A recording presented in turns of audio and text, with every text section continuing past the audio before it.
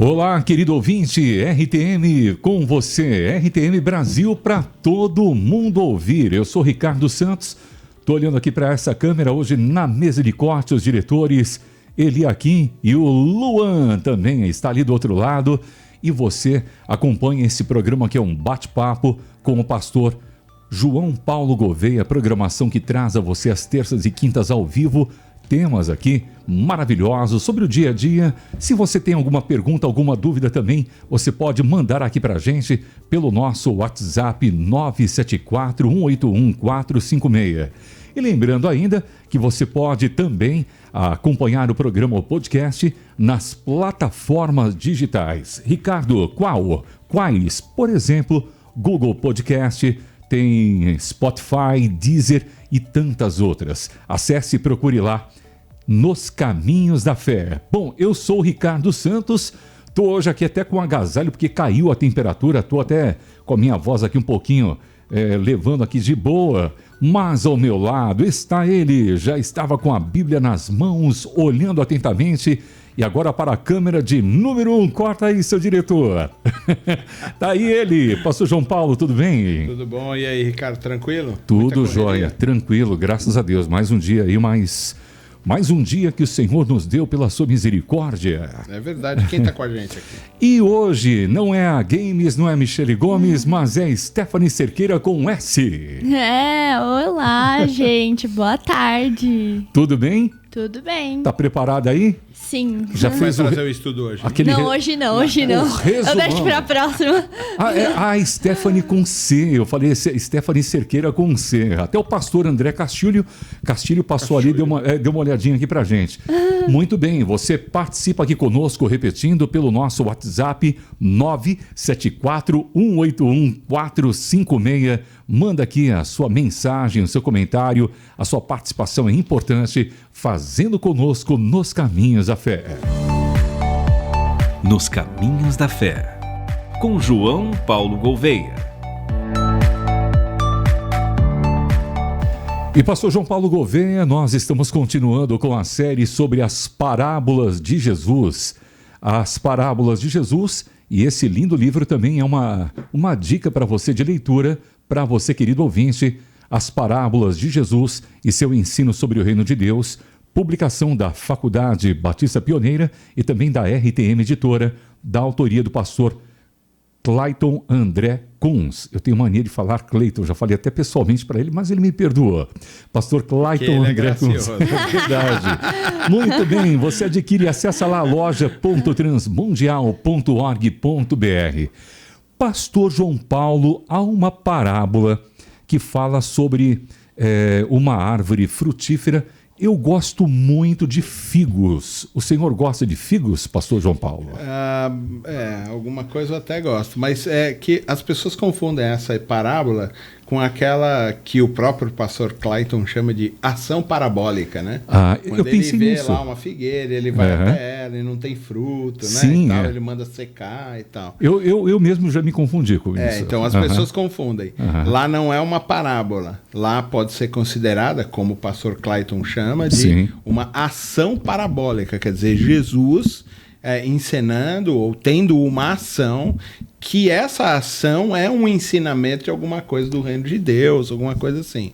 Mas essa aqui não, essa aqui é uma parábola, lembra? Sim. Qual a característica da palavra? Uma verdade espiritual comparada com algo corriqueiro comum a todos, bem fácil. É uma história, né? Que ele conta coisas que todo mundo conhece. Comum. Para explicar coisas que ninguém conhece. Ou verdades espirituais também, verdades espirituais, verdades que as pessoas Mas no resumão da Stephanie, ela não colocou isso não, viu? O que você colocou lá no resumão? Esse ai foi... Não sei, meu Deus. Eu fiz só para pegar ela de propósito, seu João. Essa parábola é legal, mas ela a gente sempre lê do começo do 6. Que o parágrafo começa no versículo 6. Porém, a ideia que ele vai tratar está no parágrafo anterior. Né? Então, ele começa o texto falando, e ele passou a contar essa parábola. Certo homem tinha uma figueira plantada em sua vinha, ok? Sim. Mas é que o texto anterior é que é importante para que a gente entenda o contexto de Jesus, porque ele começa assim... Passa a referência aqui para a gente desse texto anterior, pastor, para a gente, para o ouvinte... Lucas 13... O ouvinte beriano, aquele ouvinte que anota tudo que a gente está falando, né, pastor? Capítulo 13 de Lucas, a partir do versículo 1. Calma aí, Lucas, capítulo 13, versículo 1. Pronto. Muito bem, e ele diz, naquele momento estavam presentes algumas pessoas que lhe falaram dos galileus, cujo sangue Pilatos havia misturado com os sacrifícios que eles ofereciam. Exato. Jesus lhe respondeu, pensai que esses galileus, por terem sofrido essas coisas, eram mais pecadores que todos os outros? E eu vos digo que não. Antes, se não vos arrependerdes, todos vós também perecereis.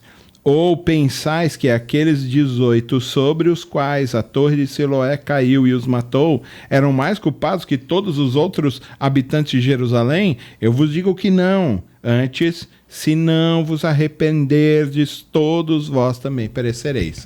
A grande questão aqui é que ele está falando para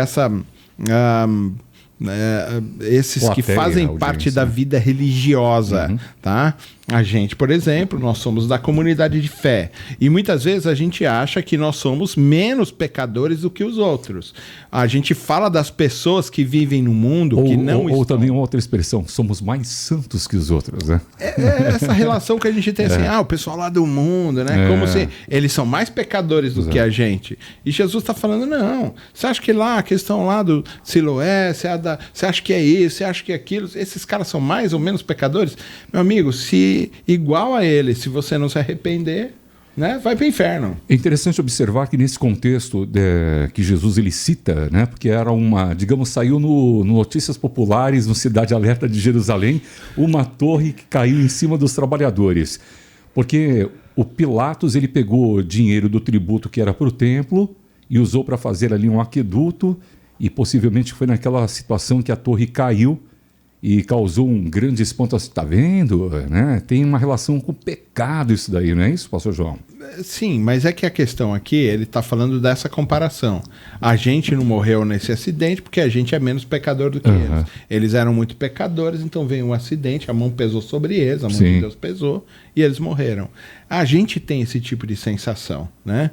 A gente tem uma sensação muito grande de que porque a gente vai à igreja, porque fazemos nossas ofertas, porque jejuamos, porque lemos a Bíblia, muitas vezes, e a gente faz isso de maneira técnica, não é de maneira espiritual, a gente faz apenas para poder cumprir uma obrigação. Cumprir a tabela, cumprir uma obrigação, a gente só cumpriu um ritual, a gente não derramou o nosso coração nisso, a gente não se coloca para fazer. Não quebrantamos o nosso coração. Né? Então, a gente faz a coisa só para cumprir. Olha, eu tenho que fazer, então eu vou fazer. Sim. Tem coisas que são chatas no seu trabalho, não são? Sim. E você faz só porque você tem que fazer, ponto final. Sim. Você não colocaria seu coração naquilo. Esse é disso que ele está falando. Algumas vezes a gente está dentro da fé e a gente faz coisas só para cumprir tabela. A gente faz porque tem que fazer, né? Ele mandou fazer jejum, eu não quero fazer, mas ele mandou fazer, então eu vou fazer. Sim. Ele mandou dar oferta, então eu vou dar oferta e dá de má vontade. Vai lá, põe, né? Que droga, tenho que dar oferta. Nossa, isso aqui vai me fazer uma falta terrível. Sim. Se você não põe seu coração nisso, sabendo que Deus é quem sustenta você, não adianta você dar. É bobagem, entendeu? É inócuo, é vazio. Se não reconhecer que é Ele, que é dele e que vem essa dádiva, né? Tudo é dele, exato. Tudo é por Ele, tudo é por intermédio dele. O problema é que as pessoas acham que porque vivem aparentemente dentro da comunidade da fé, elas acham que são mais santas do que os que não vivem. Porque eu oro mais e aquela pessoa não ora, porque eu leio mais, aquela pessoa não lê, porque eu estudo mais, aquelas pessoas não estudam, elas levam de qualquer jeito a fé delas, entendeu? A gente cria esse tipo de julgamento. O que Jesus está denunciando nesse primeiro momento, do versículo 1 ao 5 do capítulo 13, é exatamente isso. Está falando assim, mas vocês acham que vocês são mais santos do que eles? porque vocês fazem isso. Se vocês não se arrependerem, vão para o inferno também. O interessante é que ele também, novamente, ele está numa situação de pegadinha para justamente incriminar ele, acusando Pilatos. Ele não acusa Pilatos ali, né? Não, eles estão acusando... A acusação que era feita era deles misturarem a questão política, sim, a questão do dinheiro para fazer obras políticas. Seculares. Então eles estão misturando o sangue. Então uma coisa é dinheiro do sacrifício e ele está jogando para fazer a esgoto, aqueduto, o que for. Né? Tá vendo? O cara fez errado, é do diabo aquilo. Olha lá, Deus pesou a mão, olha lá, matou. E aqueles lá são pecadores. Aqueles lá tem sangue misturado, tá tudo misturado. Então ele está falando assim, não, igual a eles. Se vocês não se arrependerem, vocês vão para o inferno também. É só isso. Vocês religiosos, né? Ele está falando justamente... Todos os que estão acusando, os religiosos. Que seriam religiosos no extremo ali, né? Alguns autores vão falar que é uma liderança, focado na liderança, que está julgando esse tipo de coisa. Mas o que parece é que ele está falando de todo mundo que vive esse tipo de sentimento. Algumas vezes a gente se sente com mais direito do que outras pessoas, a gente se sente mais fiel do que outras pessoas. Esse tipo de sentimento já é o sentimento de quem não vive com Deus. Né? Se a gente tem esse tipo de pensamento é porque a gente ainda não amadureceu de verdade, a gente ainda não caminhou. Lembra, a gente falou em uma das parábolas aí para trás, ou foi na introdução sobre as parábolas, de que elas anunciam o reino de Deus. E que a lógica do reino de Deus é completamente diferente da lógica humana. Sim. Não é por meritocracia, não é por mérito, não graça. É pela minha força, não é porque eu tenho ou eu não tenho, é por graça de Deus. É só graça de Deus. Tudo se movimenta por graça, por misericórdia, por piedade. Então ele está falando assim, filhos, se você não se arrepender, não adianta. Precisa de arrependimento. Aquele cara era pecador? Legal. Jesus não nega que de repente eles fossem pecadores. Sim. Mas ele diz assim, você, quanto eles, se não se arrependerem, não vão herdar o reino. Exato. Precisa de arrependimento. A relação com Deus, ela exige das pessoas que estão caminhando com ele arrependimento. Certo? Sim. Se você tiver um coração incircunciso, um coração duro, você não pode andar com Deus. O que seria aqui, então, nesse versículo 3? De modo nenhum, eu afirmo a vocês que não se arrependerem. Esse arrependimento. Dá um detalhe aqui para a gente. Esmiuça um pouquinho mais esse termo aqui para a gente. O arrependimento seria o quê? Uma contrição de coração, uma restituição do que foi tomado, né? Ou seja, uma confissão, como que seria esse arrependimento? A gente mistura muito arrependimento com... Eu me lembro, vou tentar explicar de uma maneira. Eu me lembro de estar vendo um programa não me lembro do que era, sei lá, da Atena, esses programas sensacionalistas, né? E o cara falou assim, você se arrepende de ter roubado? Ele, lógico, né? Os homens me pegou, o cara falou. Né? Quer dizer... Ele não está arrependido de ter roubado. Está com remorso. Não, ele está arrependido de ter sido pego. Ah, sim, é verdade. Você entendeu? O ato dele, ele não se arrependeu, ele não falou, caramba, fiz errado. Ele falou, só não consegui fugir. Entendeu? E os caras me pegaram. Sim. Só isso.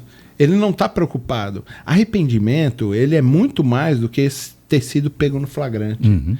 É muito mais do que simplesmente a superfície do erro que a gente tem. Ele está na profundidade. Sim. Eu me lembro uma vez que eu fui disciplinar minha filha, né? Minha filha fez lá um negócio, e eu tinha todas as provas do que ela tinha feito.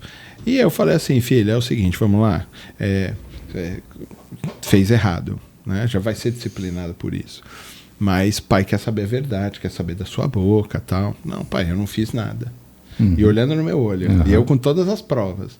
E eu falei, filha, conta pro pai, por que você fez isso, o que aconteceu? Eu não fiz nada, pai.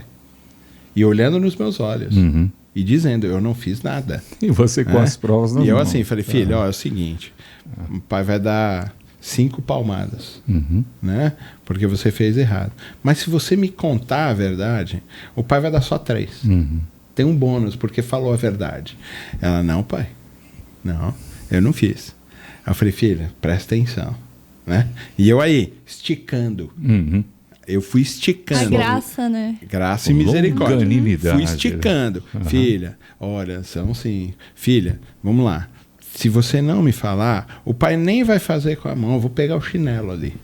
E você sabe que a gente disciplinou as filhas quando eram pequenas, né? Sim. Disciplinou nesse sentido, a gente sabe como fazer. Sim. Faz com a pontinha do dedo que dá uma ardida, que é para dar um sustinho. A minha mãe né? já foi com correia de máquina cinza. Então, não, a gente nunca fez esse tipo de coisa. Na minha Foi época sempre uma coisa que a gente controlava bem. Tô brincando aqui, não estou comparando, é não, claro, minha nossa esposa época, apanhou né? também com isso. Eu também muito. A gente não fez esse tipo, mas era uma coisa sempre muito conversada e tal. Sim. E olha, filha, isso aqui merece esse tipo, essa punição. Legal.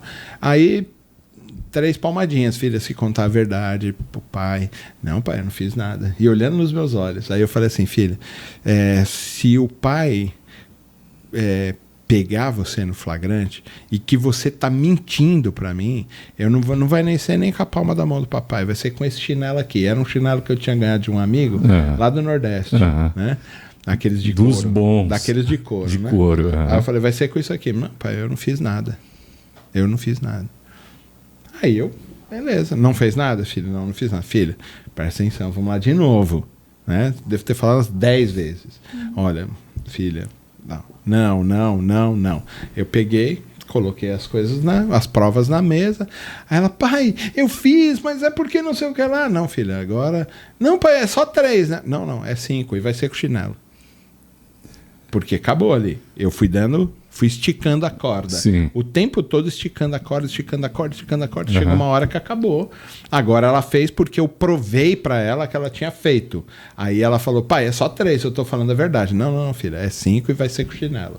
Aí, muito bem. E aí, eu não tinha proporção.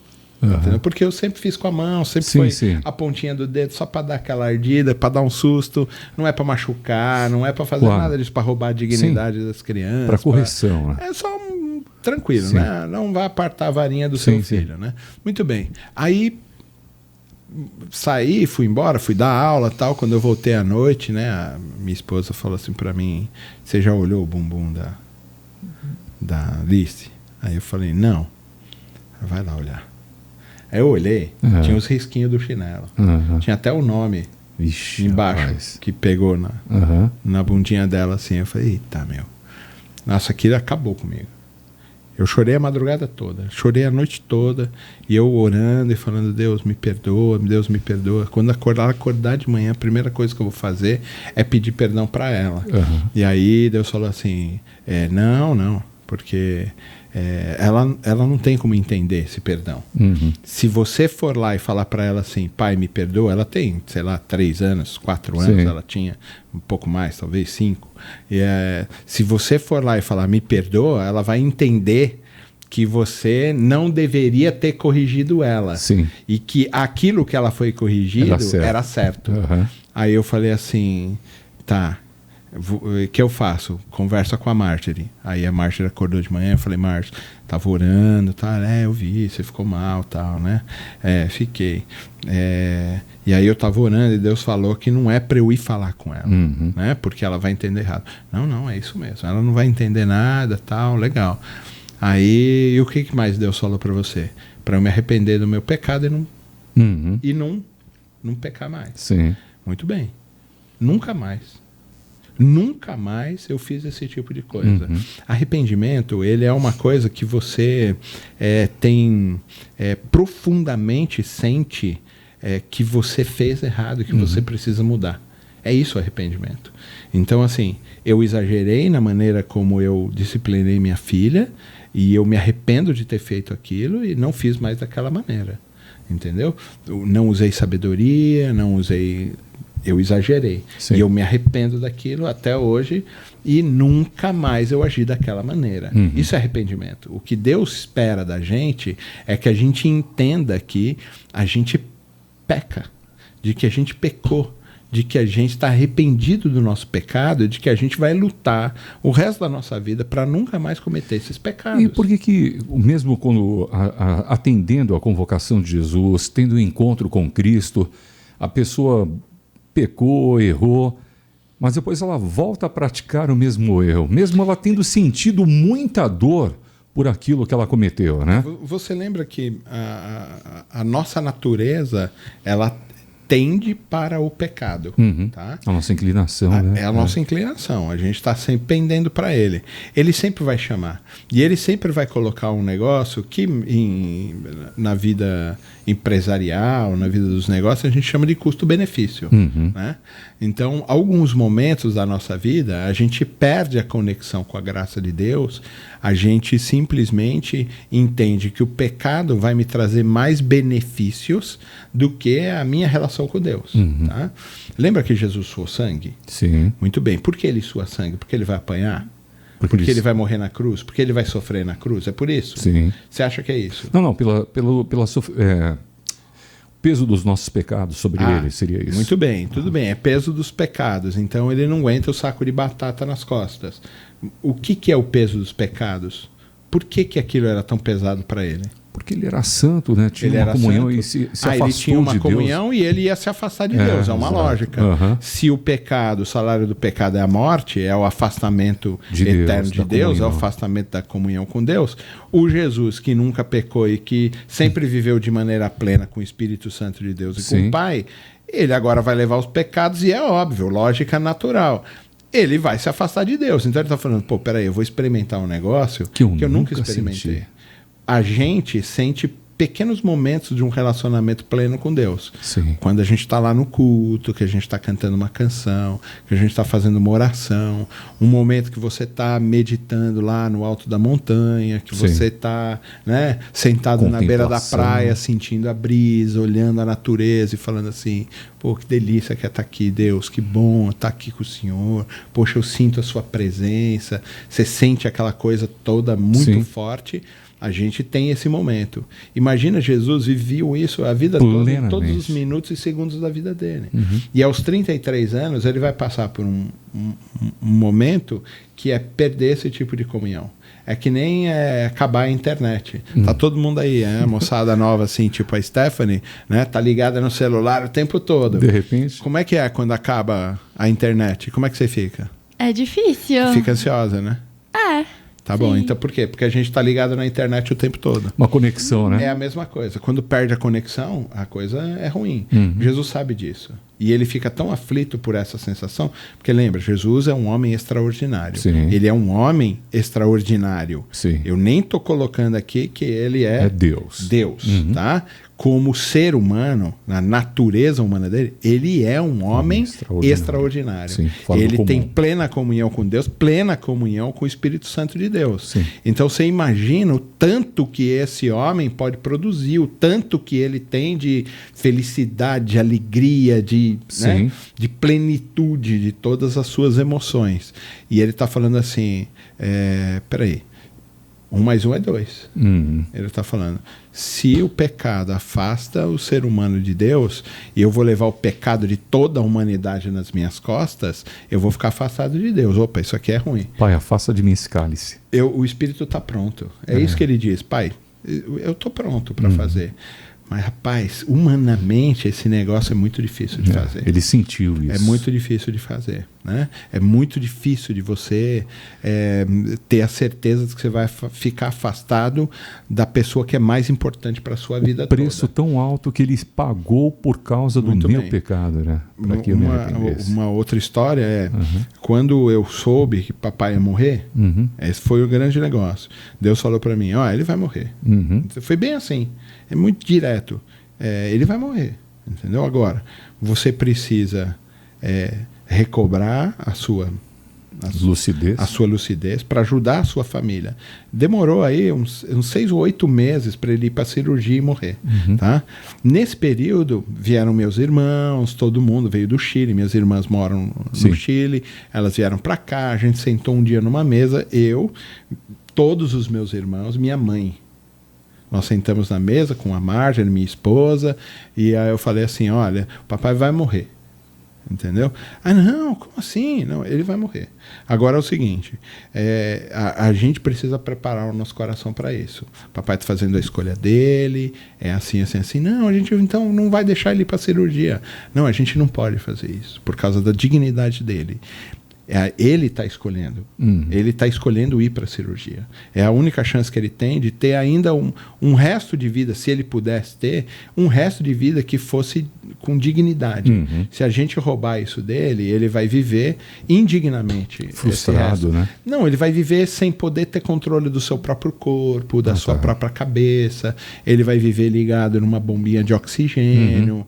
Ele não vai conseguir levantar da sala para a cozinha. Essa dignidade toda foi embora. E aí eu falei, a gente não pode fazer isso. Poxa, o que a gente vai fazer? A gente vai chorar e a gente vai ser adulto e deixar que Deus sabe o que está fazendo totalmente. E realmente isso aconteceu. Então o papai foi fazer a cirurgia e eu recebi, durante a madrugada, de domingo para segunda, eu recebi um telefonema do hospital que eu deveria comparecer lá, eu já sabia. E agradeci a Deus. Deus, obrigado pelo tempo que eu vivi com meu pai, obrigado por causa disso e tal, não sei o que lá. E fui lá, liguei para minha família, olha, papai faleceu e beleza. Isso evitou a dor? Não. Não evitou a dor. Não. A dor foi uma dor muito profunda, foi muito angustiante. Mas é esse o negócio de você estar preparado emocionalmente, de maneira adulta, de maneira madura, poder lidar com aquela dor que você está sentindo. Arrependimento, ele tem a ver com essa coisa. Ele não afasta da gente a dor. Mas a gente é maduro, consciente, racional de que aquilo que a gente fez é ruim. E a gente não é meramente levado pelas dores que as emoções trazem para a gente. Quem está ligado apenas à intuição e a essas dores emocionais são as pessoas imaturas. As pessoas maduras, elas sentem a dor, elas têm realmente uma questão de dor emocional, de dor na alma, né? Aquela profunda, né, que a gente tem. Mas a gente é racional, a gente pensa mais, olha, tudo bem. Se você se deixa levar pelas emoções, você pula do prédio. Mas se você é racional, aquela dor está lá e a gente vai lembrar que não existe dor nem provação maior do que o que a gente pode suportar, porque a gente está seguros nos braços de Deus. Ok? Arrependimento, ele é profundo dessa maneira. De alguém que sabe racionalmente que fez um negócio errado. Ponto. Sim. Olha, eu fiz um negócio errado. Olha, eu estava lá negociando com uma empreiteira na minha empresa e eu paguei propina. Eu sei que eu paguei propina. O pastor Augusto Nicodemos, eu terminei de ler aquele livro dele que chama Confissões de um Pregador. Né? E ele falou que antes dele se converter, ele foi barra pesada, drogas e tal, roubou, né? Assaltou e tudo mais. É mesmo? Aí ele se converte e ele sonha à noite, né, com um roubo que ele tinha feito num posto de gasolina. E aí o que ele faz? Ele vende o carro dele, pega o dinheiro, vai até o posto de gasolina, entrega aquele dinheiro para o dono do posto e diz, olha, eu estava aqui naquele assalto, eu roubei, está aqui o dinheiro, estou devolvendo, vendi meu carro, está aqui o dinheiro e eu estou aqui à sua disposição para você fazer uma denúncia para a delegacia. O cara fala, não vou fazer denúncia, entendeu? E ele conta que ele se converteu, que não sei o que e tal. É muito interessante o livro porque ele coloca isso muito impactante também. Muito impactante. Isso é arrependimento. Isso entendeu? Isso é arrependimento. Do cara que racionalmente sabe, fiz besteira. Entendeu? E eu preciso consertar isso. Sim. Pode ser que ele chegasse lá e o cara dissesse para ele assim, dá o dinheiro aqui e vamos lá na delegacia que eu vou te denunciar. Sim. Pode ser que o cara também chegasse lá e falasse assim, não vamos nem na delegacia e nem preciso do seu dinheiro. Ou pode ser que o cara, como ele fez, ficou com o dinheiro, que é justo, que era dele, e falou, não, eu não vou denunciar você, e agiu com misericórdia para com ele, porque viu o arrependimento do rapaz e tudo mais. Arrependimento está nesse lugar. Tá? Por isso quando ele diz assim, é necessário que a gente dê frutos de arrependimento, quer dizer, alguém que entendeu racionalmente, completamente, não é só emocional, legal, estou agora arrependido, não, é alguém que entendeu o que é isso, as consequências da sua ação e que busca consertar de alguma forma aquilo que está sendo feito de errado. Muito bem, já que você falou sobre frutos de arrependimento, então a gente vai na continuação aqui, no próximo bloco. Sim, aí vamos entrar no texto mesmo. Agora, não sei se ela colocou no resumo, Stephanie, tem participações dos ouvintes aí? Mas olha só, sim.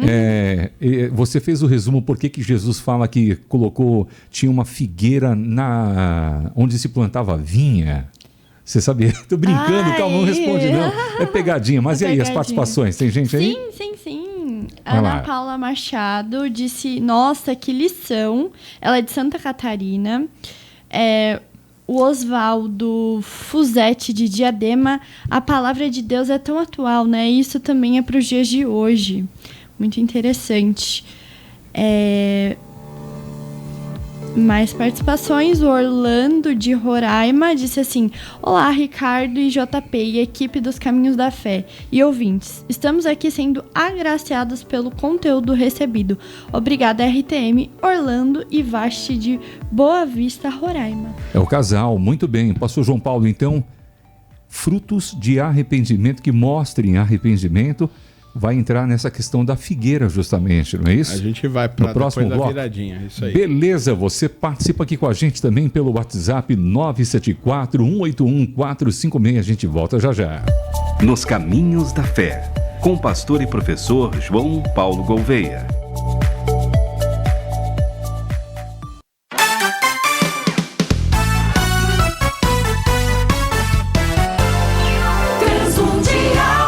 Aqui é o professor Luiz Saião.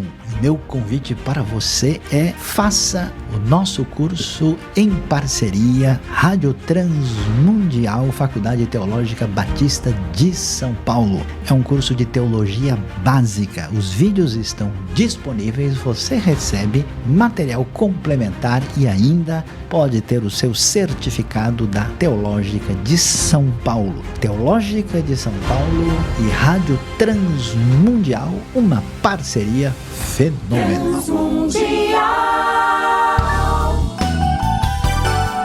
Via satélite para todo o Brasil. Você sabia que, além de ouvir, agora você também pode ver o que acontece nos estúdios da Rádio Transmundial? Basta você acessar transmundial.org.br. Com a página aberta, vá até o canto direito superior e clique em Estúdio ao Vivo. Pronto, você irá acompanhar tudo o que acontece em nosso estúdio. Vai ver os locutores, nossos convidados e muito mais. É o rádio com imagem. Acesse agora mesmo transmundial.org.br e clique em Estúdio ao Vivo. Transmundial, para todo mundo ouvir e agora ver.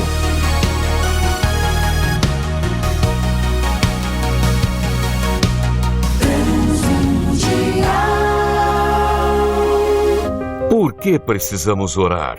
Quais são os benefícios imediatos da oração? O que fazer quando as lágrimas falam mais do que as palavras?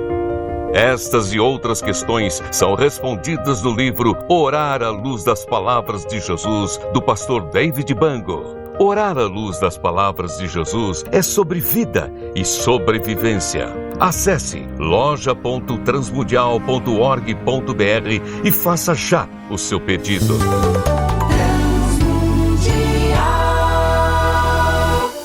Milhares de jovens cristãos deixaram a Síria em busca de uma vida melhor após guerras e terremotos.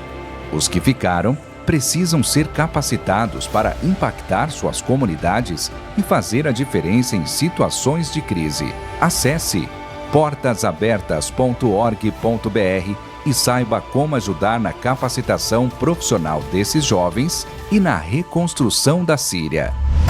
Esta é a Transmundial, transmitindo direto de seu centro de produções em São Paulo, Brasil. Ouça também pela internet transmundial.org.br ou baixe o nosso aplicativo para tablet e smartphones. Transmundial, para todo mundo ouvir.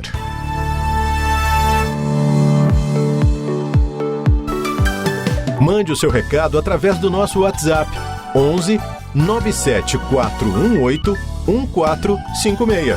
11 97418-1456.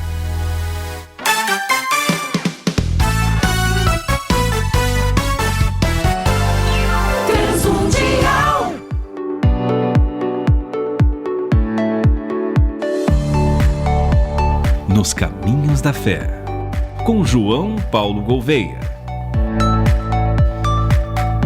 Muito bem, são momentos especiais aqui com você participando com a gente também, 974-181-456. O seu diretor Luan, seu diretor Eliakim, na câmera número 2. Muito bem, olhando aqui para você, ó. Marca o nosso número aí, 11-974-181-456. E quem mandou uma participação aqui foi o Jacó, não é isso, Stephanie? Sim, ele é de São Luís, Maranhão. Ele mandou um áudio aqui, ele está comentando acerca do tema de hoje. Vamos ouvir. Boa tarde, Ricardo Santos, a todos os seus ouvintes. Estou ligado aqui no programa da Rádio Transmundial e me chamou a atenção esse tema muito interessante, a questão do arrependimento. O primeiro fruto que é gerado no coração do novo convertido, do cristão, é o fruto do arrependimento. É uma mudança de vida, uma transformação de vida que é gerada através da fé, do crer no sacrifício de Cristo, através do Evangelho, que é o poder de Deus para aquele que crê na salvação eterna. Valeu, querido Jacó, obrigado pela participação. Tá vendo aí, pastor João Paulo Gouveia? Ele tá lá ligado. Eu já disse para você, pastor João Paulo, os ouvintes são os bereanos aqui, eles anotam tudo direitinho, ficam ligados. Berê de Curitiba. Berê, lá! Eu ia ler agora a participação dele, do Berê de Curitiba. Disse, boa tarde, Ricardo. A Berê, né? Acho que é mulher. Eita. E agora? Eita, nós. Vamos ver a foto. A Berê. Boa, muito pastor. Bem. Valeu, Berê. E aí? Boa tarde, Ricardo e pastor JP. Que aprendizado. Nos Caminhos da Fé. É muito edificante. Parabéns pelo programa que está abençoando a minha vida, assim como de muitos ouvintes. Muito bem, um abraço também para Goiás, ligados, acompanhando também. E teve a Iracema Pederiva, não é isso, Stephanie? Isso, ela comentou... Boa tarde, Ricardo, aqui muito calor, Barra de Bugres, Mato Grosso. Gosto muito do programa Nos Caminhos da Fé e fazendo bordadinhos. Muito bem, pastor João Paulo Gouveia, e o tema do programa do episódio de hoje é justamente sobre a parábola da figueira estéril. Agora, chama a atenção, porque quando começa aqui essa passagem, depois do contexto anterior que você apresentou muito bem aqui, é que Jesus ele coloca que um certo homem que tinha uma figueira em uma vinha. Explica aqui, eu sei que você... Mas é interessante, né? É claro. Olha, se você pegar, você só foca justamente na figueira seca, enfim, mas não pensa também do contexto que está ligado aí a uma vinha, essa região. Havia fertilidade quando tinha uma vinha, não é isso, pastor João Paulo? Então, é que a gente solo coloca fértil, assim... né? Lembra o que a gente falou anteriormente. Ele está falando com os caras, os religiosos, está falando que os de fora, né, que estão chegando, sim, eles não são santos como eles são. Exato. Mas ele falou, eles como... esses como aqueles, se não se arrependerem, vão perecer. Uhum. Né? E ele está falando exatamente disso. É uma vinha. Na vinha tem o quê?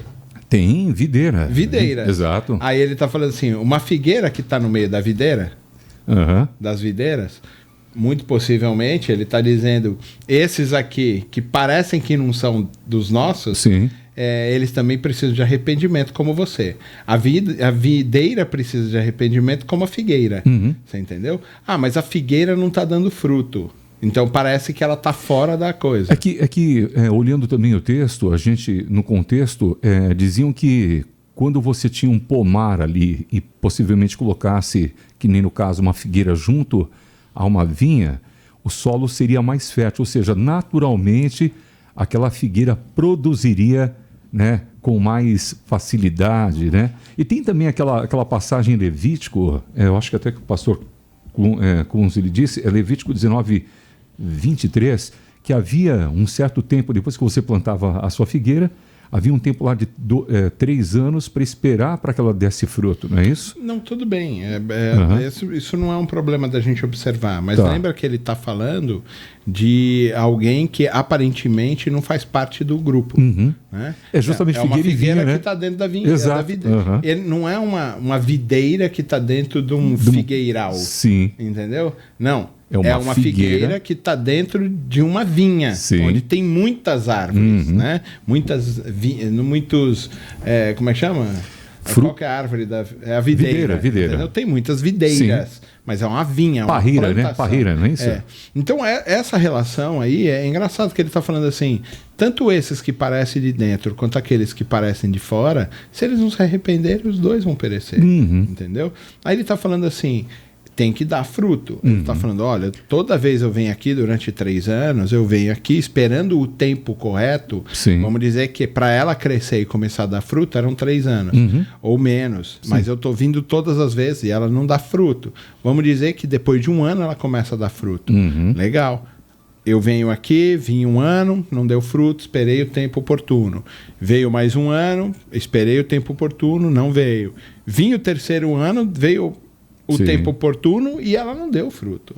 Então, assim, ela está aqui ocupando terra, ocupando terreno. Eu podia ter posto outra vinha aqui, podia ter posto uma figueira que realmente dá fruto. Eu posso pôr, sei lá, uma macieira, eu posso pôr uma pereira, sei lá, qualquer outra coisa que fica ocupando esse espaço aqui, né?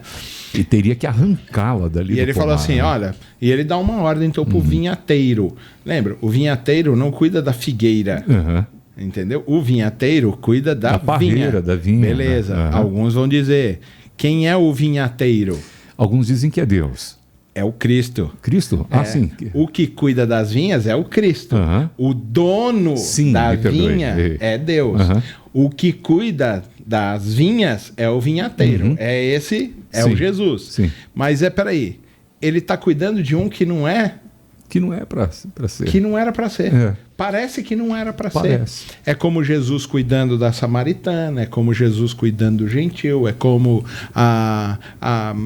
o Pedro que vai lá na casa de Cornélio, como Pedro que está lá em Samaria, vendo as coisas, que é Paulo abrindo os caminhos para os que não eram de dentro, mas para os que são de fora. Os que não eram da vinha. Ele está dizendo que o vinhateiro, ele cuida tanto da vinha quanto da figueira. Que interessante. Eu nunca, confesso, ouvinte, que eu nunca tinha pensado, lido sobre isso, dessa forma. Então, aí ele está falando, olha, eu vim no tempo propício, e aqui a gente tem uma coisa que é engraçada, porque o que ele está falando, na verdade, é a transição, ou pelo menos a movimentação entre a justiça de Deus e a misericórdia. As pessoas acham assim, não, Deus nunca vai me abandonar. E entra também um elemento da paciência demonstrada aí, né? Então, mas ele estica a corda. Lembra quando eu dei o exemplo da Alice, que eu falei, olha, filha, vamos lá, isso aqui... E eu falei, filha, se você mentir, vai ser assim? Ela, não, eu não fiz nada. E eu pergunto de novo, filha, olha, papai, né? Tô esperando frutos aqui. Fala a verdade pro papai, por que você fez isso? Eu não fiz isso. Tá esperando um arrependimento. Apareceu um fruto ali, Estamos aparecendo um arrependimento. Ela fala assim, pai, eu fiz isso por causa disso, eu fiz isso mesmo. Entendeu? Eu fiz isso, assim, pronto. Ela saberia. Teria poupado ela de a dor? Não da dor gigantesca, mas de uma pequena dor. Teria, ela ainda teria, porque tem consequências os nossos pecados. Aí, e fica a cicatriz, né? Muitas vezes fica. Então ela está dizendo... Pra gente não esquecer, né? Ele está dizendo exatamente isso. Ele está falando assim, Deus é rico em misericórdia. Né? E Jesus está lá falando para ele, o vinhateiro, não, calma, vamos dar mais uma chance. Quer dizer, era para ter dado fruto no 1º ano. Não deu. Era para ter dado fruto no 2º ano. Também não deu. Era para ter dado no 3º ano. Também não deu. Aí ele veio e aplica a sua justiça. E ele diz assim, não é justo que essa figueira esteja aqui. Está ocupando terreno, podia ter colocado outra coisa aqui, podia estar vendendo pipoca aqui, não importa. Mas ela está ocupando uma terra que não é dela, está sugando nutrientes que não deve e não serve para nada. Então vamos arrancar e jogar fora, né? Mas de que frutos realmente ele está falando? Arrependimento. Claro, porque tá ligado ao contexto anterior está falando sobre arrependimento. Exato. Então ele faz uma introdução, a introdução aí de Lucas é exatamente essa. Olha, vocês precisam se arrepender. Então ele está dizendo que quem não se arrepende, ele estica a corda. Ele estica 1 ano, ele estica 2, ele estica 3, ele estica 4, mas uma hora a paciência acaba e realmente ele ajeita todas as coisas. Isso ele faz só com os de dentro ou também com os de fora que ouvem. Lembra que ele está colocando no parágrafo anterior que a gente conversou, é tanto os de dentro quanto de fora. Você está achando que aqueles caras, porque misturaram o sangue, eles são menos do que você?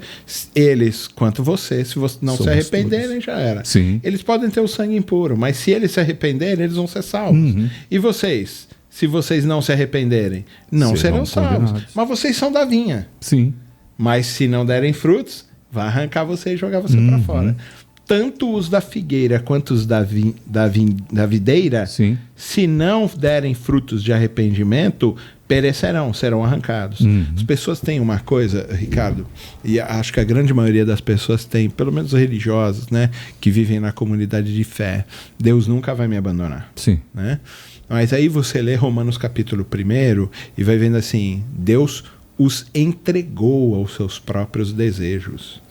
Né? Ele está falando lá de um termo que é psíquicos, né?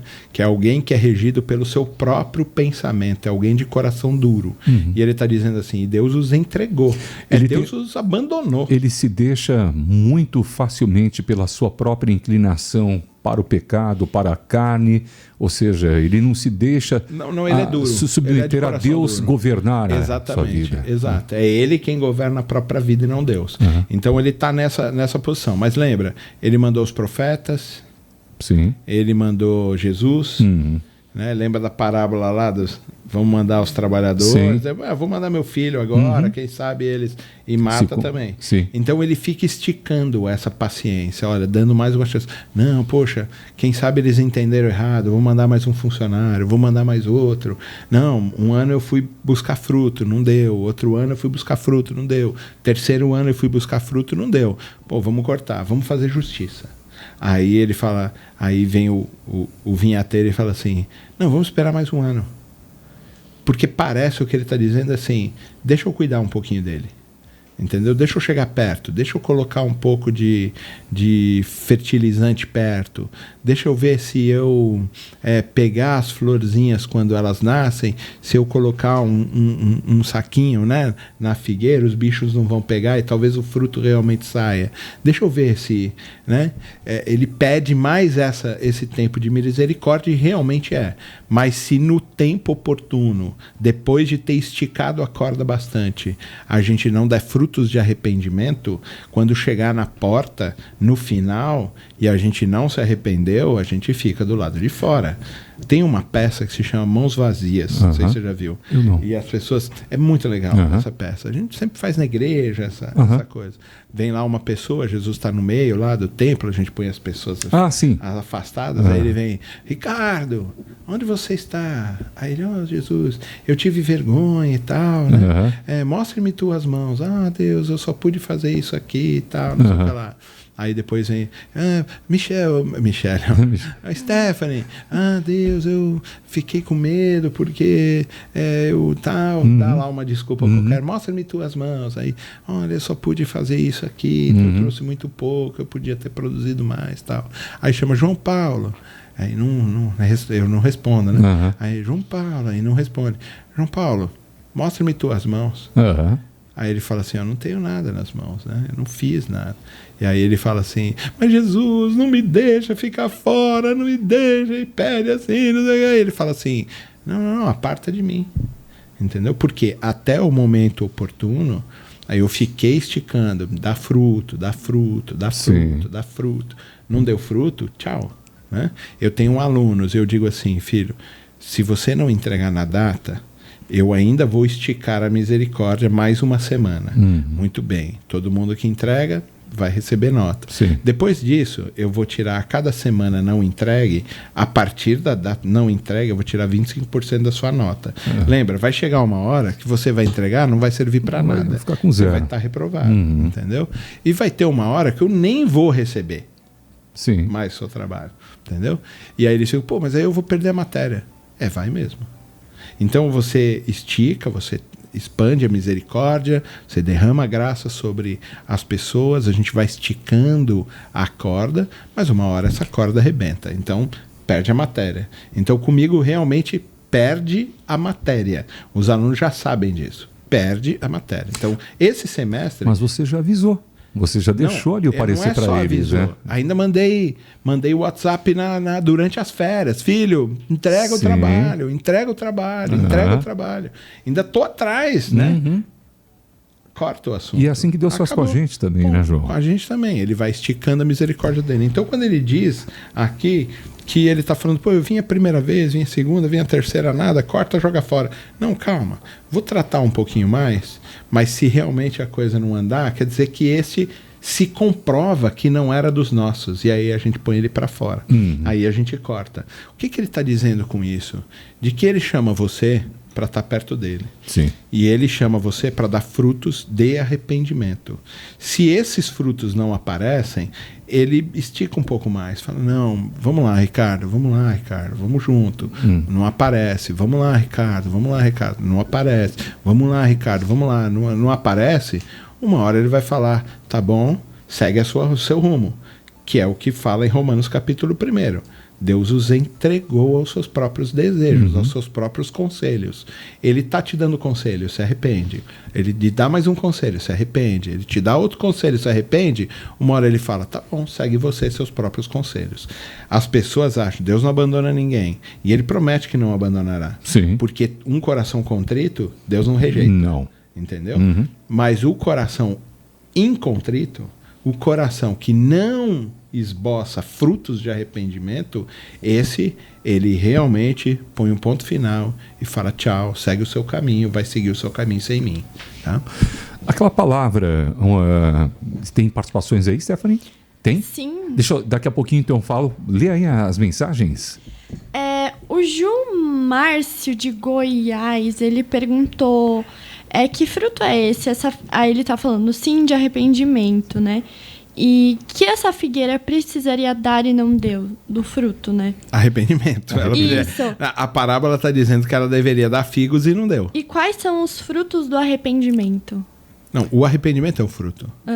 Não existe frutos de arrependimento. Existe o arrependimento. Eu acho que ele está se confundindo com frutos do Espírito, né? Não, arrependimento é arrependimento. É alguém que conscientemente sabe, fiz besteira, preciso parar de fazer aquela besteira e preciso caminhar no conselho de Deus.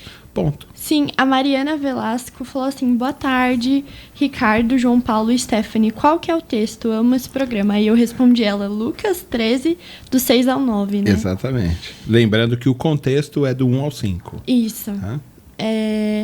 E essas foram as participações. Muito bem, 974-181-456. Pastor João, a gente fala aqui sobre o arrependimento. Hoje em dia, eu fico às vezes ouvindo algumas coisas da época do Spurgeon, né? Aqueles pregadores do século XIX, comecinho do século XX, talvez a primeira metade do século XX, onde faziam um clamor, confrontavam pela pregação mesmo para chacoalhar, balançar a figueira em relação a arrependimento, denunciando o pecado e muitos, segundo relatam, né? Havia confissões, havia quebrantamento, choro. Hoje em dia, há uma carência de mensagens que se pregue dessa forma, conclamando ao arrependimento, confrontando aqui o meu pecado, o meu afastamento, a minha miséria diante de Deus. Será que hoje há uma superficialidade, um aliviar assim, né, da palavra? Eu não sou contra os pronomes pessoais, né? Mas a gente tem salmos que falam de pronomes pessoais, né? Sim. E que usam muitos pronomes pessoais, né? Sim. Focando na própria pessoa humana que está no sofrimento e tudo mais. Mas eu acho que a gente tem exagerado nesse sentido. A gente tirou Deus do centro da pregação, tirou o Cristo do centro da pregação e colocou os seres humanos. Então, os seres humanos que sofrem, a gente precisa alcançá-los. Legal, a gente precisa mesmo. Mas a gente precisa confrontá-los, porque na grande maioria das vezes é o pecado que está fazendo com que a humanidade chegue onde ela está. Né? E se a gente ameniza o processo, eu acho que tem maneiras de se dizer. Perfeito. Tá? Eu posso dizer a verdade, devo dizer a verdade, devo sempre trazer todas as coisas à luz, mas tem uma maneira de dizer. Sim. Né? Então, tá bom, eu não tenho 2 dentes na frente, estou lá fazendo o tratamento. Tem uma maneira de você dizer isso para mim. Né? Dizer a verdade, olha, legal, poxa, legal se você fizesse o tratamento dentário. Sim. Né? Ou disse assim, não, você é um abandonado, um largado, uma porcaria de gente, porque você nem dente tem, nem cuida da sua boca. Você entendeu? Sim. Você nem sabe qual é o motivo o contexto, de eu estar sem os dentes. Mas aí tem uma maneira de dizer e me incentivar a caminhar, e isso Jesus também trabalhava. Lembra que Jesus ele trabalha no contexto de cada um. Né? Quando ele falava com a mulher samaritana, ele falava de uma maneira que ela entenderia, que ela poderia interpretar direito. Confrontou até o pecado dela, né? Confrontou. 5 maridos e o que estava lá... Mas ele confrontou o pecado dela, assim como ele confrontava o pecado dos fariseus? Não. O que ele falava para os fariseus? Raça de víboras. Raça de víboras, assim como João Batista também, né? Exato. Entendeu? Aí as pessoas falam assim, pô, mas 2 pesos, 2 medidas? Nos fariseus ele batia e nela não? Sim. Não, nela ele batia também. Mas ele batia de uma maneira que ela precisava entender. Sim. Tá? Então ele era duro quando precisava ser duro e era manso quando precisava ser manso. Sim. Essa relação é que a gente precisa também entender. Mas não deixava de levar a mensagem do arrependimento. Sempre era a palavra do arrependimento. O confronto. Sempre o confronto, entendeu? Então, assim, lá na igreja a mesma coisa. Eu me lembro de fazer parte de uma igreja fora daqui do estado de São Paulo, e que as pessoas, eu fazia um programa de rádio onde eu falava sobre a Bíblia, igual a gente faz aqui. E as pessoas da igreja, algumas pessoas da igreja, sempre envolvidas com política, tentando manipular as coisas, dominar, ganhar cargo na igreja e tal, aquela coisa horrível, né? E aí vinham para mim numa assembleia assim, e falaram assim, pastor, o que a gente quer é que o senhor se repare. Aí eu falei, o que é me reparar? Ele falou, porque todos os dias eu ouço o senhor na rádio. É delicioso ouvir o senhor. Mas o senhor fala de uma maneira maravilhosa. E que delícia ouvir a palavra de Deus, o senhor esboçando a palavra de Deus. Mas quando chega aqui na igreja, o senhor sobe no púlpito, desce a porrada em todo mundo. Né? A gente fica, meu Deus, eu não quero vir na igreja. Eu apanho todo domingo do senhor aqui. Aí eu falei, enquanto vocês estiverem pecados, estiverem pecando e não mostrarem frutos de arrependimento, é dessa maneira que a palavra de Deus vai falar com vocês. Aí ela ficou olhando assim para minha cara, tipo assim, o senhor está dizendo que eu sou pecador? Com todas as letras. Garrafais, né? Mas enquanto a irmã não entende isso e não mostra frutos de arrependimento, a palavra vai machucar a irmã sempre. Lá eu falo para as pessoas que ainda não conhecem Jesus, lá eu falo com as pessoas e tal, mas são 2 pesos, 2 medidas? Com certeza. Você precisa levar um choque. Eles precisam entender que eles são amados de Deus. Aí ficou assim, rapaz, que é uma coisa que pode crer. Né? Os fariseus eram confrontados com Jesus, Jesus era no bico da chuteira que trabalhava, né? Ele não, vou dar de ladinho, vou dar de 3 dedos, nada, era bico da chuteira, na canela. Né? Mas quando ele ia conversar com as outras pessoas, com o cego, com a mulher samaritana e tudo... Até com o Nicodemos, né? E ele confronta Nicodemos demais. Ele fala, rapaz, você é mestre, você não sabe disso aqui? Né? Mas ele conversa com alguém que está lutando para dar frutos de arrependimento. Sim. A grande relação que a gente tem com a figueira infértil é se a gente não dá frutos de arrependimento, se a gente não se arrepende dos nossos pecados, se a gente não tem essa noção exata de que a gente é igual a todo mundo e que se todos nós não nos arrependermos, tanto os da comunidade da fé como os de fora da comunidade da fé, brancos, pretos, amarelos, homens, mulheres, crianças, adultos, não importa. Se não nos arrependermos, nós também seremos cortados, a porta vai fechar e a gente vai ficar do lado de fora chorando com as mãos vazias. Mãos cheias para apresentar ao Senhor é um coração cheio de arrependimento, de quem sabe que fez besteira, que se arrepende disso e que busca santificação e uma caminhada plena com Jesus. E abandonar aquilo que praticou, completamente. Né? Muito bem, e que o Espírito Santo ilumine a nossa mente, o nosso coração, né, pastor João Paulo? E nos ajude nessa caminhada e agradecendo. Tem participação aí no finalzinho, Michele? Ô, mania! Eita! É a Stephanie. Tem sim. O Júlio Márcio, a gente já respondeu ele. O Eliseu, ele mandou um versículo que diz assim: produzi, pois, frutos dignos de arrependimento, e não presumais de vós, mesmo dizendo: temos por pai a Abraão, porque eu vos digo que mesmo dessas pedras Deus pode suscitar os filhos de Abraão. Mateus 3, foi o bico da chuteira, do 8 ao 9. Aí você fala de frutos, e talvez seja essa a dúvida do irmão. Porque a questão aí é que eles estão se apoiando na herança que eles recebem de Abraão, na herança religiosa de Abraão. Eu não preciso me arrepender. Entendi. Entendeu? Por quê? Porque eu sou descendente de Abraão. Sim. Entendeu? Eu não preciso trabalhar, eu sou herdeiro, meu pai é rico. Entendeu? É mais ou menos esse sentido. Ele está falando: filho, vai perder tudo porque o governo vai tomar tudo com imposto, e se você não aprender a trabalhar e não trabalhar, você vai morrer de fome. É isso que ele está dizendo. Mesma coisa. Não adianta você ser da linhagem de Abraão, de Davi, do que quer que seja. Se você não se arrepender, vai morrer igual. Igualzinho os da Torre de Siloé. Igual os que não são. A Elissandra de Roraima disse paz. Gentil de Mato Grosso também participou. O Elci de Caruaru, Pernambuco. E essas foram as participações Obrigado, de hoje. Muito bem. Obrigado, Stephanie Games. Stephanie Games. Pastor João Paulo, mais uma vez, então, essa palavra aí realmente, você vê um texto pequenininho, mas quantas lições que a gente aprende. E é claro aí mostrando também a importância dos frutos do arrependimento. E você, gostou? Tem alguma sugestão também para temas aqui? Pode mandar aqui para a gente pelo nosso WhatsApp 974-181-456.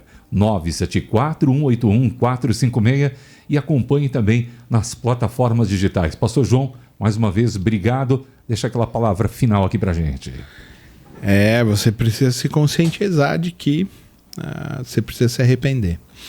Nós somos dependentes de Deus, Ele estica a sua graça, a sua misericórdia para nós, mas Ele também é justo e Ele decreta a sua justiça. Enquanto Ele está esticando a corda, a gente está aproveitando para fazer besteira. O que Ele está chamando a atenção é: pare de fazer besteira, dê frutos de arrependimento e caminhe em plenitude, na plenitude do seu amor. Valeu, Pastor João. Até mais. Na próxima terça-feira tem mais um episódio. Tchau, tchau, Stephanie. Tchau. Obrigado você, ouvinte. Um abraço. Obrigado ao Kim e também ao Luan Teixeira, eu acho que é ele, Luan Teixeira, lá na mesa de corte. Um abraço para vocês. Esse foi Nos Caminhos da Fé.